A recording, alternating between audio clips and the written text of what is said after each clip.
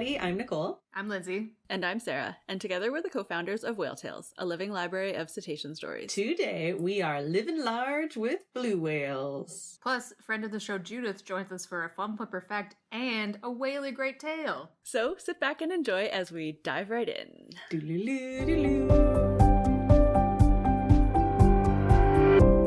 So, we're finally talking about blue whales, guys. Yay! Yay! Yay! Thoughts, feelings, how do each of you feel generally about blue whales comparatively to our love for all cetaceans? Anything that really kind of like sticks out for you about your either knowledge or love of blue whales thus far in your lives? I love blue whales. I don't know. Like, they've always been so elusive because it's one of those things of they were so endangered when it was starting to like seep into my brain when I was little, and I was like, oh, I'm never going to get to see them. And then when I finally started learning about them, I was confused because I was like, I thought these were extinct. Yeah. And now I'm just like, now they're out there and I want to see them, and we've tried, and other people we know have seen them, and I'm jealous. Yep. But in a positive way. Sure. Yes. Like Lindsay said, we have not seen blue whales, but I do have a favorite blue whale memory. Of the three of us in New York being at the Natural History Museum, and there, if you've never been, in their ocean exhibit, there's like this, you come down this staircase and hanging from the ceiling is a life-size model of a blue whale, and you can like sit or lie and then get yelled at by security people underneath it. But we were there on a pretty quiet day the first time we went, and we lay under the blue whale and just like had feelings, and were together but also having individual feelings. It was great. It's like one of my favorite moments. Nicole, what are your thoughts and feelings about whales? I feel the same. I love blue whales. My name is Nicole. I love blue whales, and I want very, very much to see one day. It is the center of my cetacean bingo card, which is a real thing that I've made. It's not really just cetaceans, but like I could have one for cetaceans and one for just marine life that I want to see in the ocean. But the pièce de résistance is definitely seeing the blue whale. Sarah, can you hit us with the fast facts about blue whales? Sure. The blue whales, or Balanoptera musculus. Okay, things about blue whales. Number one, they are big. Hopefully this is not a surprise for you. The big blue whale is big? Is it also blue? Ish. Yes. Ish. The International Whaling Commission, their whaling database, records 88 individuals longer than 30 meters, including one up to 33 meters, which is insane. Yep. There are some problems with how those measurements were made. Yeah, because this comes from whaling records, and there's like some inconsistency about how, like, what the start and the end of a whale is. So the official way to measure is from the tip of the rostrum, or the snout, to the notch in the tail, not the tips of the tails, which I think is probably where the confusion might have come in. The longest scientifically measured, not whaling measured, individual blue whale was 98 feet, or 29.9 meters long. Hydrodynamic models, though, suggest that a blue whale, like, physically couldn't exceed about 33 meters, or 108 feet, just because of metabolics and energy constraints, and, like, probably pumping enough blood flow and metabolism to support a body that's longer than 33 meters long. But yes, they are very big. So roughly, like, 30 meters is, like, as big as they get, roughly. Female blue whales are larger than males. In the northern hemisphere, the males weigh an average of 100 tons, or 200,000 pounds, and the females are a little bit bigger, about 112 tons, or 224,000 pounds. So big. So big. I know, like, you can't even, figure out how big that is.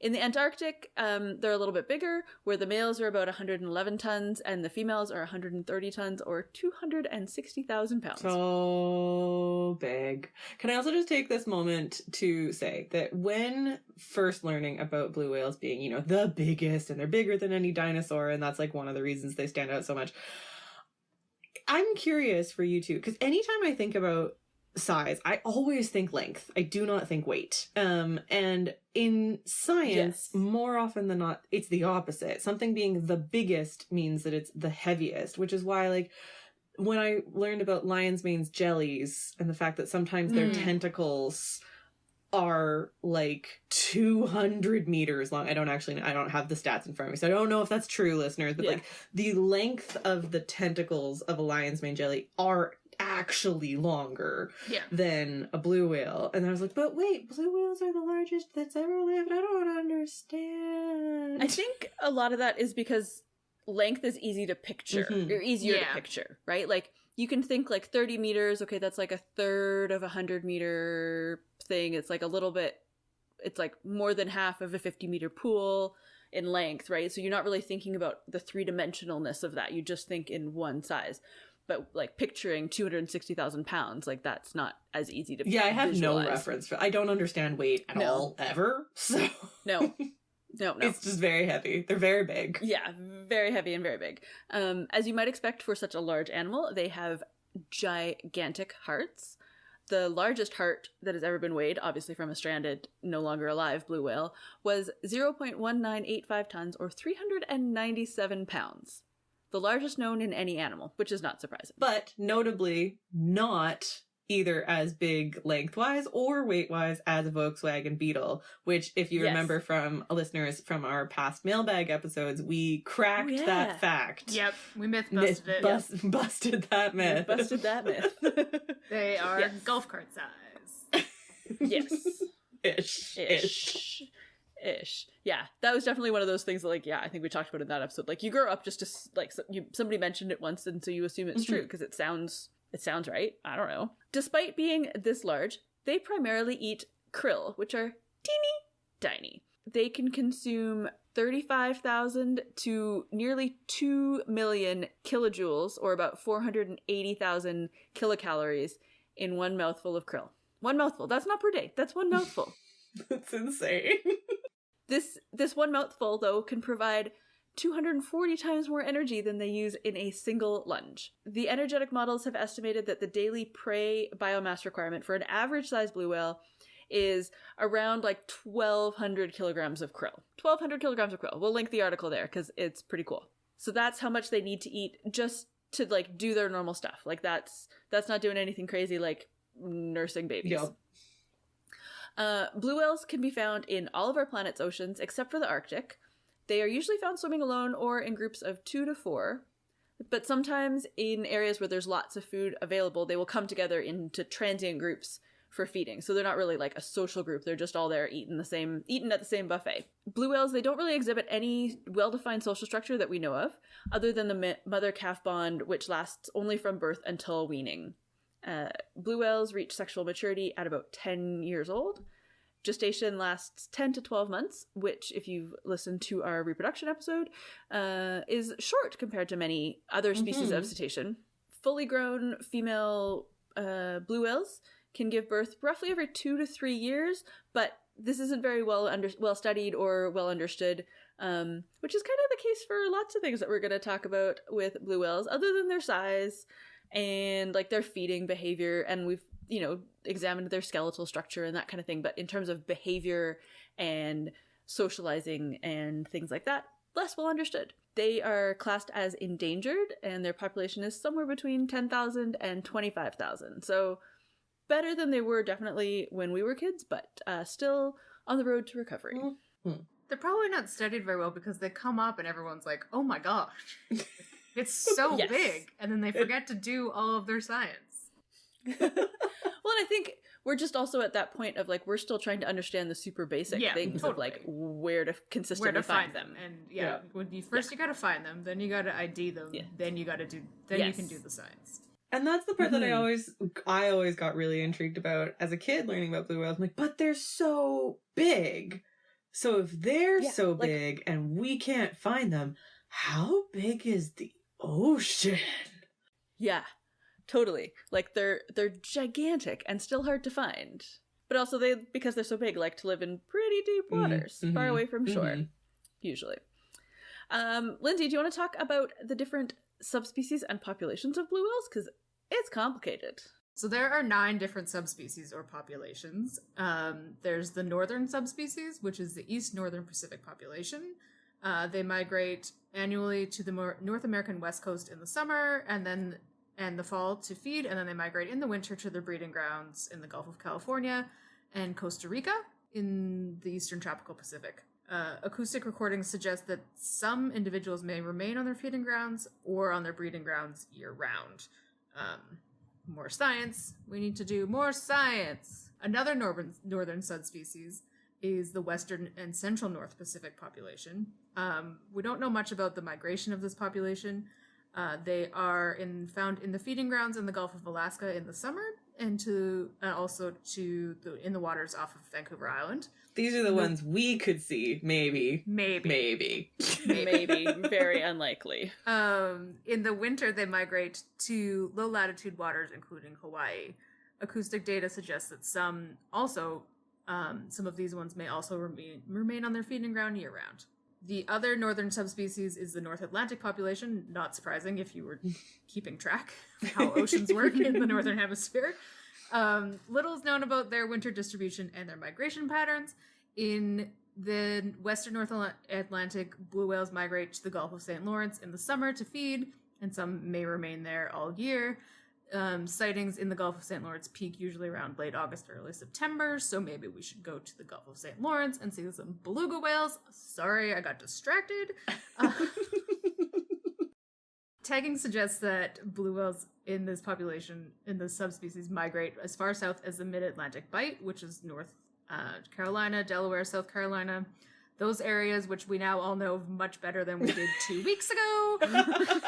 So many maps.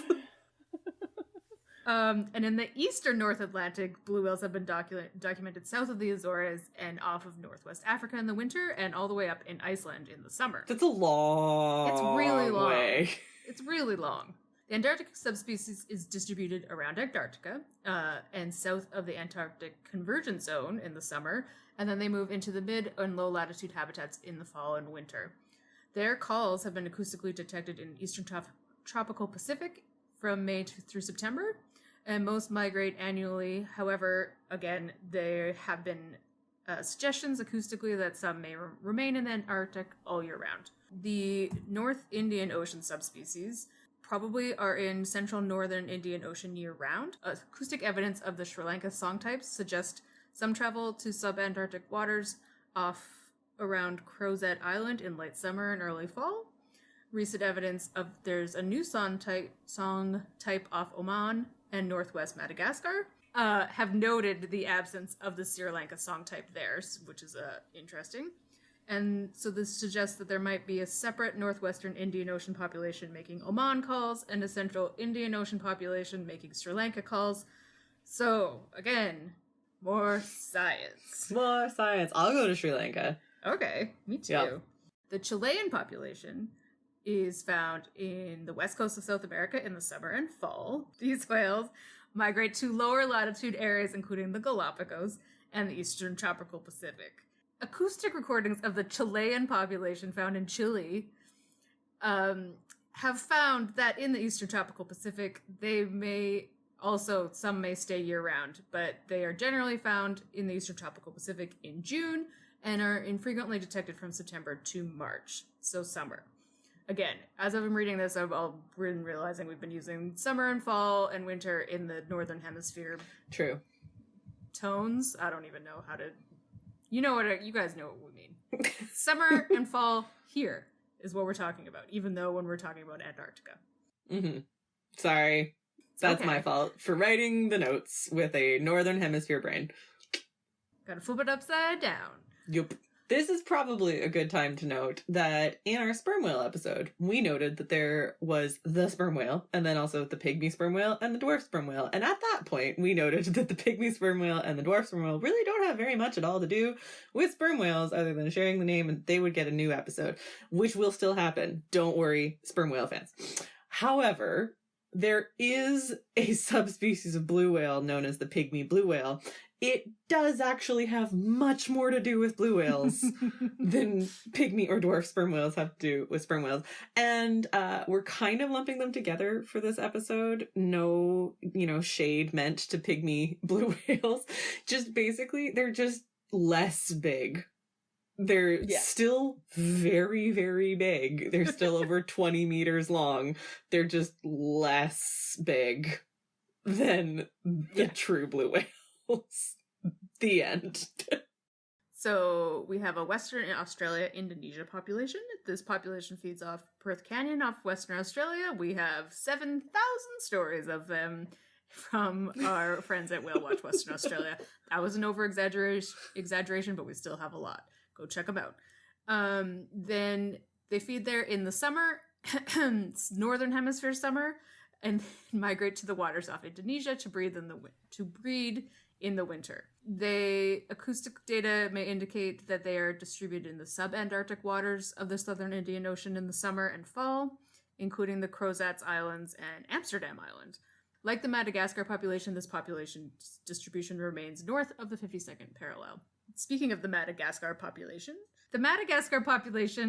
of the pygmy subspecies is found in Madagascar. They're found through the Mozambique Channel to the Crozet Islands and Prince Edward Islands, because that's not confusing, in the spring and the summer, with a nearly continuous distribution to sub-Antarctic waters in the Indian Ocean in the summer. And in the fall, they are in the Madagascar Plateau, and they're sighted there in December in substantial numbers recently. The last one is the Eastern Australia New Zealand population. Data from strandings, sightings, and acoustic detection suggest that this population is present in New Zealand nearly year-round. They've also been detected as far south as the 52nd parallel in the summer, and in the Tasman Sea and the Lau Basin near Tonga in the winter. And they likely range farther afield in the southwestern Pacific. For all of these migrations, it's thought that memory actually plays a previously underappreciated role in driving these migratory movements, especially in these long-lived species in the marine systems, and suggests that these animals may struggle to respond to rapid deviations from historical means environmental conditions. That's a fancy way to say that as we change the ocean, it gets harder for these animals to find the landmarks that they know along their routes, because they're changing because of the stuff that we're doing, and then they won't be able to go somewhere and they won't be able to eat. And they don't have smartphones to plot the new Google Map update. And they're navigating really by like their memory of a place and their like communal memory of a place, not by like magnetic things or like stars or things that they have thought that other animals navigate by. Yeah, it's much harder in marine systems, obviously, if you think about it. So clearly there are some pretty incredible long-term studies being done with blue whales, despite the fact that they aren't always easy to find. Most of the studies that are being published in the last 5 years or so are focused on two main schools of study. Either sound tracking, so looking at their songs, which are very similar to humpback songs, and we talked a little bit about that in our humpback song episode, and the, evolution of those songs and the way that those songs are passed on. And then the other school of like primary study for blue whales these days is their migration patterns, which is why Lindsay had such a large chunk of content to share based on their populations, because the migrations are really what dictate, again, very similar to humpback whales, the migration routes are, and the sort of fidelity to migration routes is really what dictates the different populations and potentially subspecies. I don't need to go on that rant again in this episode of the blue whales. One of the coolest things about blue whales, regardless of which population you're talking about, is their song, and not just specifically their song, but any of the vocals they make, because they're also a very vocal species. The thing, though, is that we often can't hear the vocals they're making, because though they are loud, they're thought to be not just one of the largest animals on Earth, but also not just the largest animal on Earth, but also one of the loudest. However, their sounds are produced at such a low frequency that the human ear, without additional technology aiding it, can't usually hear it. So that's pretty cool and crazy, and just adds that other layer to just how noisy naturally the oceans are, but how important that noise is to all of the animals who live there. And because it's produced at such a loud frequency, because it's produced at such a low frequency, not only are blue whale sounds very loud, they also can travel really, really far. Low frequency sounds in water can travel much farther than high frequency sounds. This would be true on land as well, but water just aids in the travel of any sound. So it's thought that blue whale sounds can actually travel over hundreds, plural, of kilometers. So blue whale Joe can tell blue whale Jane what he's thinking about where the best krill is for dinner over potentially 150, 200 kilometers away. And even though they're really big, that's still really, really far. Another thing not related to sound at all, but just that I think is kind of a cool and also like really brain-bending thing to think about blue whales is that they themselves, though they are very, very large, can actually travel very quickly. So blue whales can travel at speeds up to 50 kilometers an hour. That's something I'd really like to see. So crazy. So the first organization to ever carry out a long-term study of blue whales is the Mingan Island Cetacean Study, or MICE, and they have since studied blue whales throughout the St. Lawrence, the Sea of Cortez, Iceland, Greenland, and the Azores. They have compiled extensive blue whale photo ID catalogs for the Northwest and Northeast Atlantic populations, as well as within the Sea of Cortez. And they are the curator of the North Atlantic catalog, which contains 525 individually identified blue whales. Are we doing just flukes, or do they have dorsal ridges or anything that are identifying? They're looking at kind of a combo. Fluke is the primary, but dorsal, because they don't necessarily fluke as reliably as humpbacks do, that's one of the reasons why, despite there being a lot of study going on with blue whales, it's actually pretty hard to ID them. Yeah. You know, another study I don't have in the show notes here, but that I was looking at for one of the smaller Pacific populations, they've only been able to ID 88 individuals in that population. And they've been trying to do that work for over 10 years. Yeah. So it's a combo of flukes and sometimes dorsal, they do have a small dorsal fin, blue whales do, and also just any other identifying characteristics. Cool. So 525 have been identified in the Northwest Atlantic catalog. 700 have been cataloged for the Northeast Atlantic. And new whales are added to the catalog almost every year. So that's the crazy thing, is like, it could just be like one new whale got ID'd this year. Yeah. You can see the catalogs and all of the other research that the Mingan Island Station Study, I wanted to pluralize that, the Mingan Island Cetacean Study Society, I'm not sure if they're a society, but that Mike's group has been working on at a website that we are going to post in our show notes. They are doing some really, really wonderful research. Another thing that I found that I'm going to share in the show notes here was just one very specifically cool article exploring the song changes, so that other main field of study about the southeastern Pacific population. And it walks you through, first of all, it's an entire article. I love sharing entire articles when they're available for free. Not that I don't want to support science and support journals with my money, but that's not something that everybody can do. So whenever we find fully available articles, want to share them. And this article has some really incredible visuals that hopefully Lindsay's going to be able to share on social as well, just tracing the evolution of song pattern changes in the Southeast Pacific population. So definitely check that out. Now, as we've mentioned, blue whales are endangered animals, and they were primarily, like most of the large whales, they became endangered due to the whaling industry, which now is not so much a problem for blue whales. The current major threats to their recovery are entrapment, so getting entangled in fishing gear, fishing lines. That can be quite heavy for a whale to try and pull through the ocean.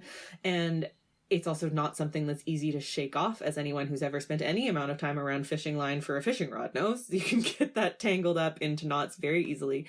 And so ultimately what happens is that they drown because it's so heavy. They don't have the energy requirements to be able to get up to the surface and breathe. The other large threat to blue whales is vessel strikes. So even though they themselves are very, very big and can travel quickly, they're not traveling at 50 kilometers an hour all the time. And they're also not at the surface all the time. So because they're such a large animal, they can't, turn on a dime. They can't get away from a fast moving large ship very easily. And vessel strikes, unfortunately, are thought to be probably the number one threat facing blue whales. Thankfully, though, a really incredible study has been done by Dr. Brianna Adams at NOAA. She's an ecologist in the Fisheries Southwest Center, and she tracked and tagged 100 blue whales over a very long period of time and compared their movements to the daily ocean conditions, so currents and any other sort of oceanographic measure that could be taken.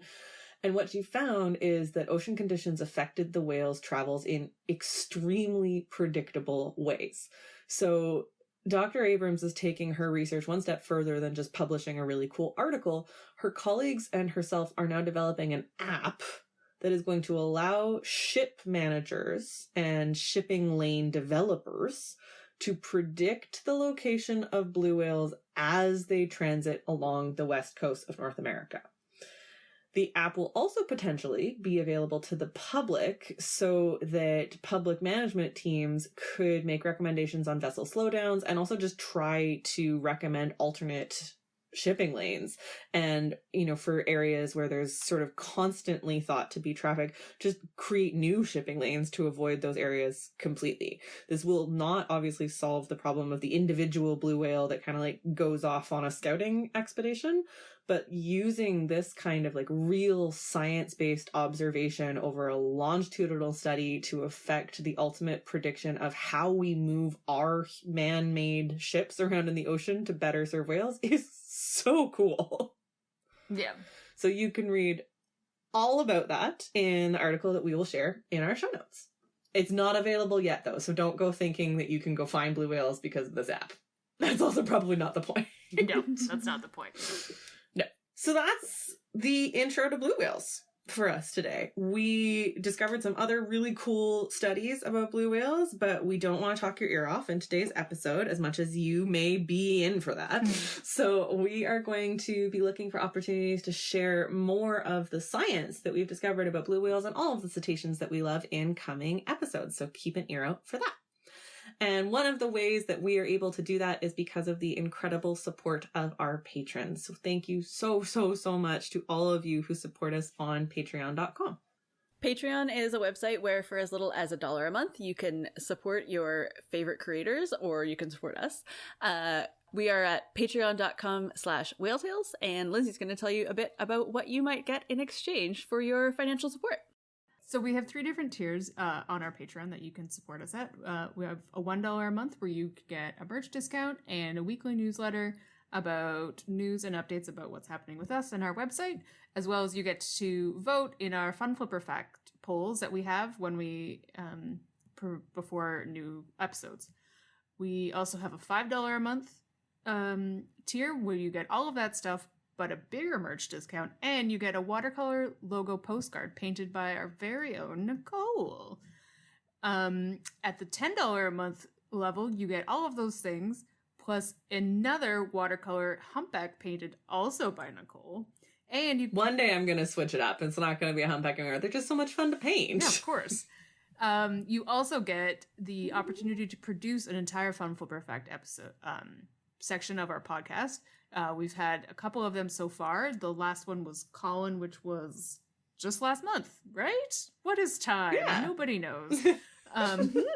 So they are lots of different things that you can get, and you also get our undying support and gratitude. So much so. We really really can't stress enough how much the support of all of our listeners and especially our patrons means to us. This podcast, this website, everything that we do at Whale Tales, it's a labor of love for all three of us. We all have quote unquote real jobs to pay our bills. So any of the time that we spend on this is in addition to all of the other things that we have going on, and knowing that it means something to you really means something to us. So thank you so much. And if you aren't able to contribute financially to the support of Whale Tales, we understand. Thank you for listening at all. One of the other ways that you can support us is by leaving us a review on Apple Podcasts or whatever podcasting platform you use to listen to us. That can help other people find our podcast. You can also share it with your other cetacean loving friends, which, like, why haven't you done that already? Have more things to talk about with your other cetacean loving friends. And most importantly, let us know what you think of the podcast. We can't stress enough how much it means to us whenever we get a comment on any of the postings that we have about our podcast, or an email comes into our inbox. It makes our day. We're so little kid excited about it. So please let us know what you think of the podcast. All right. Do you know what time it is? I do. It's time for Fun Flipper Fact. Fun Flipper Fact. Fun Flipper Fact with Judith today. Whee! Wow, there was clapping. So we have a fun flipper fact and a story from our friend Judith Scott. She is an amazing whale watching naturalist who travels basically around the globe when globe travel is a thing that is possible if you're not a baleen whale. She has stories from Iceland and Baja and the east coast of the States and South Africa, and it's just like everywhere, basically everywhere. And it's amazing. And you can look at all of her stories on our website. We'll have a link about it in the show notes. But now she's going to share one of her favorite fun flipper facts about blue whales, as well as one of her first encounters with a blue whale. So, hi everybody, my name's Judith and I've been asked to give a fun flipper fact for blue whales, which I have to say I have found incredibly difficult because there are so many amazing facts and figures about blue whales. The normal ones that we always give out on the whale watching boats when we see them, like the heart is as big as a small car, the tongue weighs as much as an elephant, and you can swim through the blood vessels, all those amazing pictures that we try to paint to give people an idea of how big blue whales really are when you don't see much of the whale usually at the surface. But I've decided to go with my fact to do with weight. I think I'm a little bit obsessed about weight at the moment, while we're all not possibly being as active as we normally are. And I also have an obsession with weight because usually I'm carrying a myriad of cameras around the world to follow whales around. So I was reading up about baby blue whales, how huge they are, around 7 meters long at birth and weighing around 3 tons already in weight. And then the really cool thing, we all know that whales put on massive amounts of weight really quickly and grow really fast, baby whales, at least for the first year of their life while they're with their mum. I suppose this is to do more with baleen whales than the toothed whales. But while mum is feeding that baby whale all of those hundreds of liters of fat-rich milk every day, it's said that a baby blue whale will put on around 4 kilograms or 9 pounds of weight per hour, and that equates to around 100 kilograms or about 200 pounds of weight a day, which I think is my favorite fact about blue whales today. And I hope you agree with me, that is a pretty incredible amount of weight. And I have heard them say that you can almost watch a baby blue whale grow. They grow so quickly for that first year of life. So that was my fun flipper fact. I hope it's okay. And a little bit about me. My name is Judith Scott. I'm a whale watching guide and I've been working on whale watching boats and doing some research now for around the last 21 years. So quite a long time. Many people sadly have given up before that time because it's very, very hard to keep this job going, moving around with the world, seasonal work, and also not the best paid work. But I've kept going because I wanted to work with whales since I was 6 years old and I saw a picture of one on TV. So I've whale watched off every continent and done thousands of trips. And for me, blue whales were always one of the holy grail to see, of course, the largest animal that's ever lived. When I used to blow out the candles on my birthday cake when I was a little kid and stir the Christmas pudding, my wish was always to see a blue whale. And that happened for me the first time off Western Australia. I was working on a research boat called the Odyssey. We were actually studying sperm whales, but we saw a blue whale in the Perth Canyon off Western Australia. And I vividly remember going to bed that night and just lying there thinking, what am I going to wish for now? I have achieved one of my childhood dreams.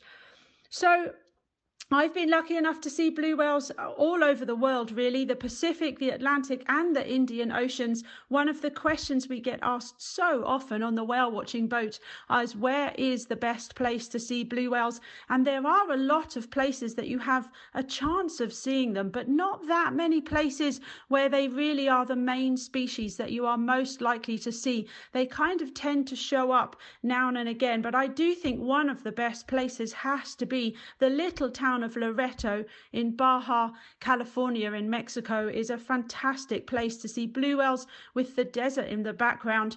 Sri Lanka is also an up-and-coming place to see blue whales that people are all talking about. Unfortunately, I think whale watching regulation is very much needed in Sri Lanka to ensure that the blue whales are going to stay and that they're not disturbing those whales. But Sri Lanka could undoubtedly have some of the best blue whale watching in the world. And then for me, I've been trying to think of one of my greatest moments with blue whales. And you know, with blue whales, they don't tend to do a lot. They're not quite as showy as humpbacks and orcas and other whales. They don't jump out of the water. They don't tend to be particularly curious, although they will occasionally approach boats.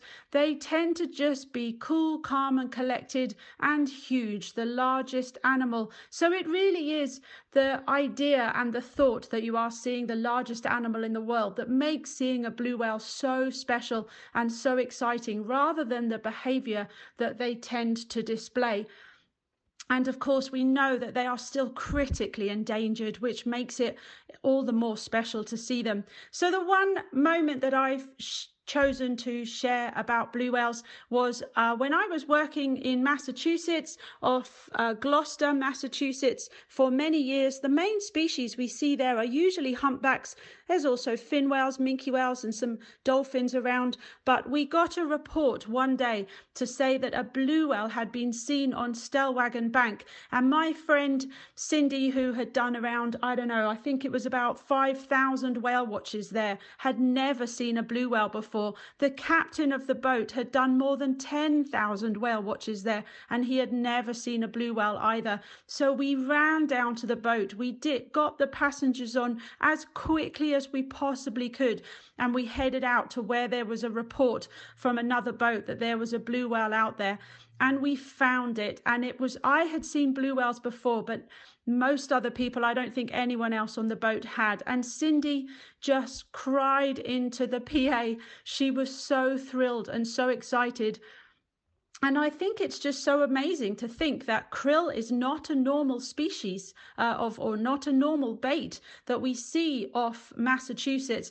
And this year was kind of exceptional. There was a krill bloom around Stellwagen Bank, and blue whales had found it. And it made me think, how on earth do they know it's there when it's not normal to have krill there? Blue whales are usually found hundreds of miles away in the St. Lawrence estuary, more in Canada. But when we had krill on the bank, somehow the blue whales knew it was there. And in the end, we saw a small number of blue whales that season while the krill was there. And we ended up seeing 2 that day on the water. And one of the best things about it was the passengers got it. Sometimes the passengers on a whale watch boat are kind of like, oh yeah, okay, now take us to the humpbacks.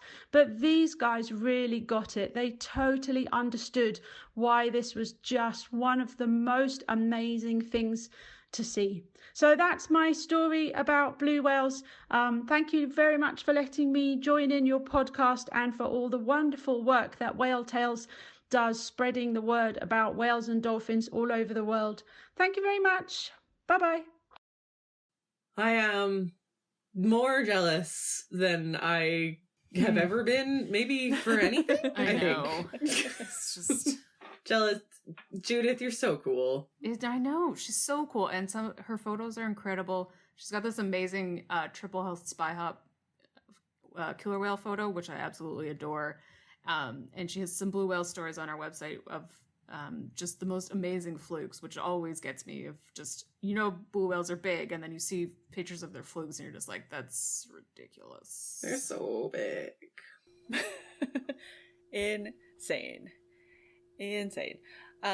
So before we wrap up our episode, a little call to action to help as we come to the end of the year. So it's the end of November, and this time of year is often a time where you might give gifts. For example, it's Christmas, but also all three of us have birthdays in the next month and a bit. It sounded like a weird hint for our listeners, but it's not. Oh, yeah, no, it's not. It's just life. At this time of year is our gift giving time. Yes. So I thought we'd talk a little bit about some ways that you can do sustainable gift giving.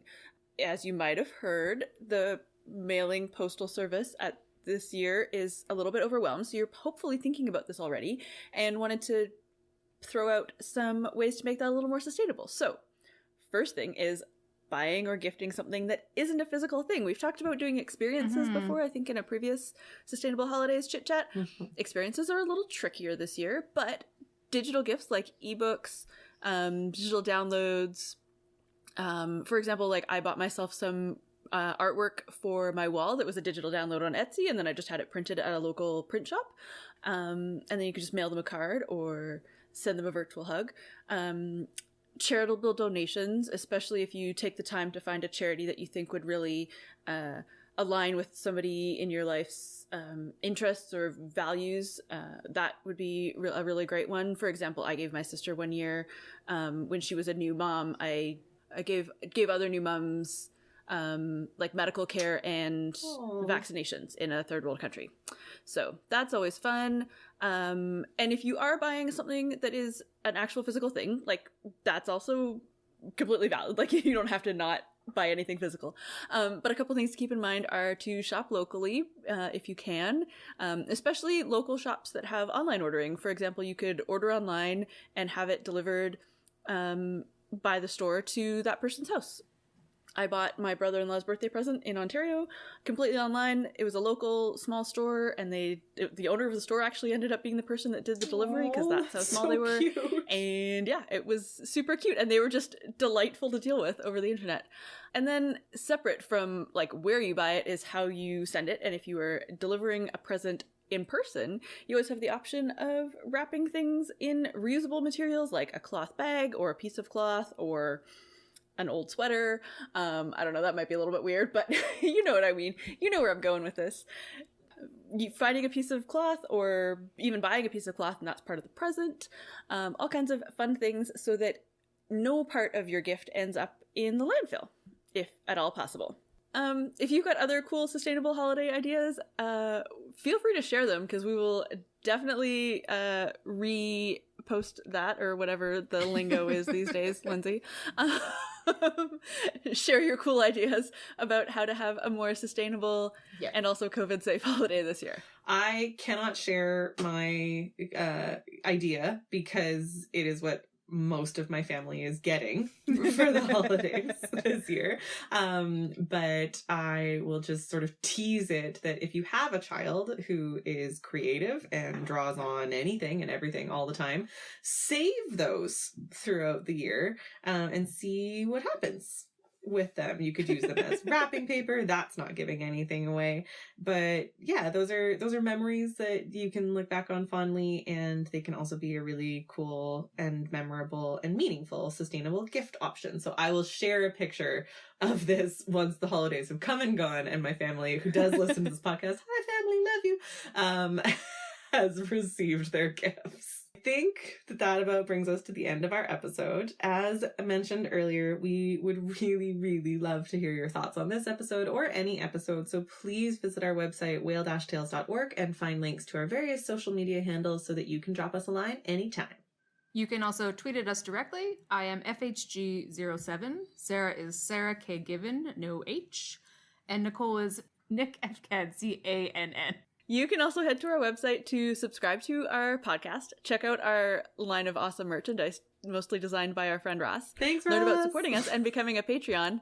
And while you're there, read over 900 whale, dolphin, and porpoise stories.